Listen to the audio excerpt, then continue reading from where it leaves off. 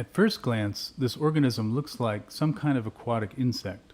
However, despite its intricate anatomy and complex movements, Euplotes is actually a single-celled organism. Like the Vorticella we explored in a previous video, it is a protist in the ciliate phylum.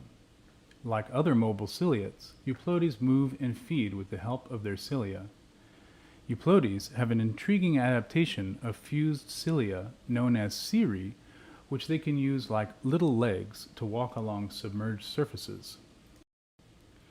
Euplotes can be found widely distributed in both marine and freshwater habitats. They are the most common protists that we found living on and around the seagrass here on the eastern shore of Virginia. Euplotes feed on bacteria and other small protists.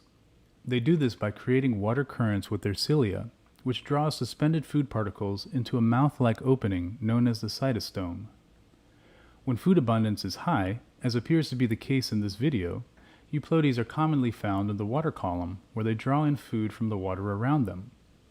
At other times, Euplotes walks along a surface and uses its cilia to draw particles from in front and below themselves, drawing in food that is attached to the seagrass and other solid substrates.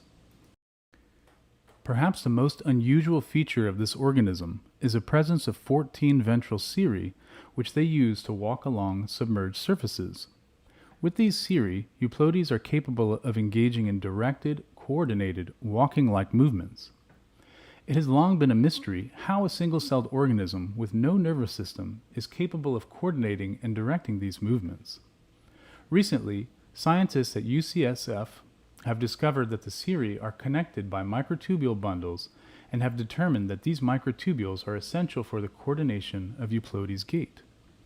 The mechanism by which these microtubules accomplish this coordination is still under investigation. These types of studies contribute to the understanding of how single cells are capable of complex behaviors such as coordinated locomotion, decision-making, and learning. The first record of Euplotes comes from 1773 by the Danish naturalist O.F. Müller. However, it wasn't until 1838 that Euplotes was established as a distinct genus by the German scientist C.G. Ehrenberg, who also created these beautiful illustrations depicting the organism. Like other ciliates, Euplotes can reproduce asexually by fission or sexually via conjugation. During the process of fission, a Euplotes organism first duplicates its genetic material in organelles and then divides into two. In this video, it looks like these two Euplotes are nearing the end of the binary fission process and will soon split apart into two separate organisms. In ciliates, the individuals that can engage in conjugation with one another are determined by mating types. The species of Euplotes that have been studied to date have between 5 and 12 different mating types. Among sexually reproducing organisms, mating types are thought to have evolved before gamete size differences and separate sexes evolved. Therefore, studies of mating types in Euplotes and other ciliates are important to investigate the evolution of mating type systems and the origins and evolution of sex and fertilization in eukaryotes, which of course also includes humans.